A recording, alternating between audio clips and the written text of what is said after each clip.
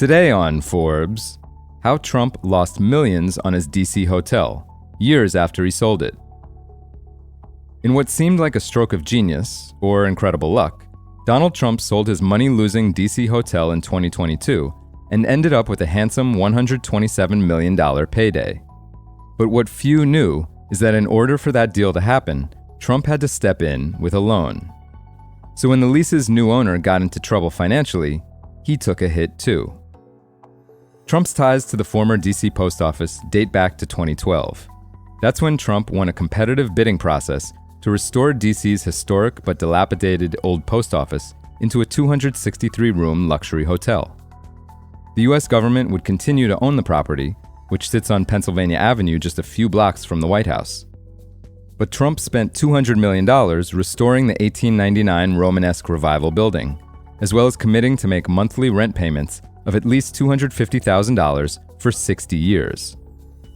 In winning the contract, Trump bested a consortium that included Hilton Worldwide and planned to develop the building as a Waldorf Astoria hotel.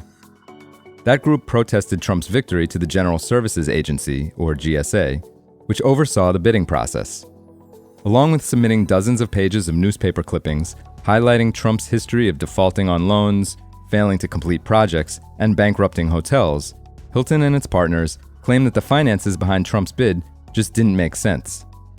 The protest stated, quote, "The minimum base lease proposed by Trump would require Trump to obtain hotel room revenues which are simply not obtainable in this location based on the concepts for the redevelopment."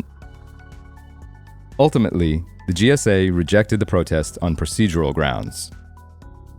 In October 2016, 2 weeks before Trump won the presidency, the stately Trump International Hotel, Washington, D.C., celebrated its grand opening. The hotel quickly emerged as a power center in the Trump universe.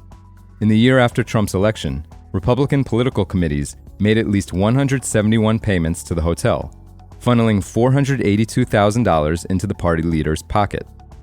By the end of the Trump administration, at least 29 of 38 members of Trump's cabinet, officials from 33 foreign governments, and 36 senators, 35 Republicans plus one Joe Manchin, were spotted there.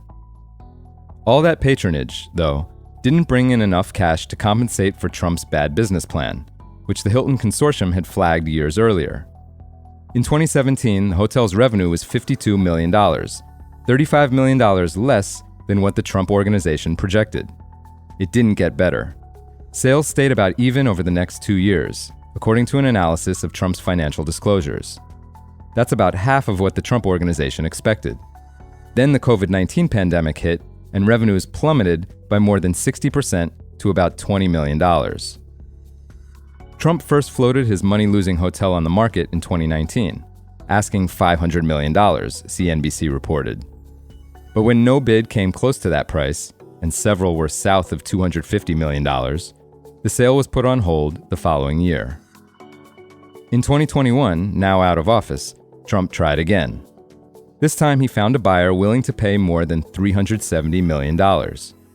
When Brian Friedman, a DC real estate developer who had earlier offered $175 million for the hotel, learned the news, he was shocked. He said, quote, "I don't believe it at all, but that would be amazing. There's probably some stupid South American, Florida group where there's probably some seller financing or something, or side letter that we'll never know about because the asset loses money." Friedman was right on both counts.